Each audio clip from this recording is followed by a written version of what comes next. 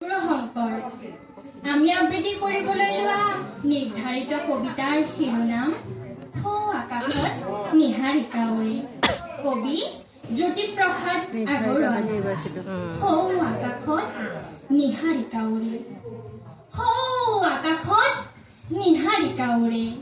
কত জীৱন, কত ৰূপৰ, কত গুণৰ, বৰ্ণ গন্ধ গানৰ সুৰৰ প্ৰকাশ প্ৰেৰণা মাটি পানীৰে ৰূপ লবলৈ বিশ্ব ভুৱন ঘূৰে।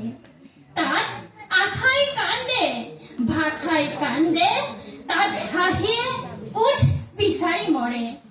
তাত ময়ো আছিলো, মই হবলৈ ৰৈ, তাত তোকো দিছিল নহজাকৈ নগঢ়াকৈ থৈ। তাত সুন্দৰে যে ফুলাৰ মন্ত্ৰ অহোৰাত্ৰি মাতে, সেয়েহে আজি ইমান ফুল প্ৰভাতে প্ৰভাতে। সেই মন্ত্ৰ শুনি ৰূপত পালো হাৰ, সেই মন্ত্ৰ শুনি মোৰ লগৰী হাঁহি জাগিল, মোৰ জীৱনৰ বাঢ়ি জাগিল, জাগিল সংসাৰ। কৃষ্ণ।